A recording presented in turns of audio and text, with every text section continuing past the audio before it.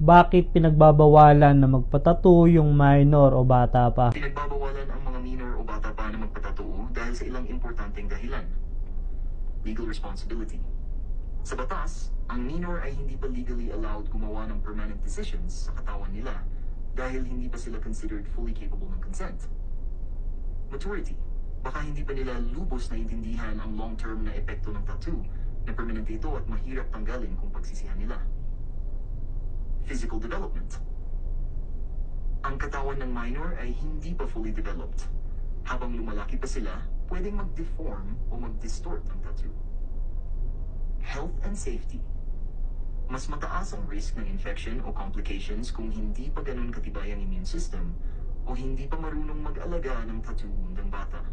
Kaya karamihan ng mga bansa o lugar, kailangan 18 years old pataas o kung minor, kailangan ng consent ng magulang. Gusto mo ba malaman kung ano ang exact rules dito sa Pilipinas? Ano naman ang rules dito sa Pilipinas? Sa kasalukuyan, wala pang pambansang batas sa Pilipinas na tahasang nagbabawal sa mga minor, edad 17 pababa, na magpatattoo.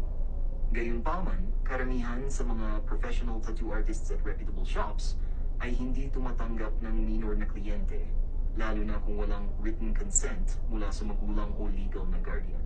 Ito ay bahagi ng kanilang pagsunod sa mga safety at ethical standards na itinakda ng Department of Health at para na rin sa proteksyon ng mga minor de edad. May mga panukalang batas na inihain sa Kongreso tulad ng Senate Bill 247 na layuning ipagbawal ang tattooing at body piercing sa mga minor nang walang pahintulot ng magulang. Ngunit hanggang ngayon, hindi pa ito naisa sa batas. Sa ilang lokal na pamahalaan, may mga ordinansa na nagbabawal sa tattooing ng minor. Halimbawa, sa Baguio City, may panukalang ordinansa na naglalayong ipagbawal ang tattooing at body piercing sa mga menor de edad. Kung ikaw ay minor at nais magpatattoo, mahalagang alamin ang mga sumusunod.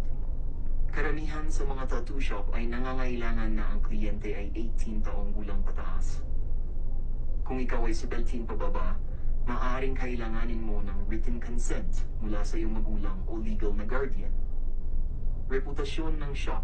Iwasan ang mga tattoo shop na tumatanggap ng minor nang walang pahintulot ng magulang dahil maaaring hindi sila sumusunod sa tamang safety protocols. Bilang isang minor, mahalagang pag-isipan ng mabuti ang desisyong ito. Ang tattoo ay isang permanenteng marka sa katawan at maaaring magkaroon ng epekto sa iyong kinabukasan, lalo na sa aspeto ng trabaho at personal na pananaw. Mas mainam na hintayin ang tamang edad upang makapagdesisyon ng mas mature at may sapat na pag-unawa sa mga implikasyon nito.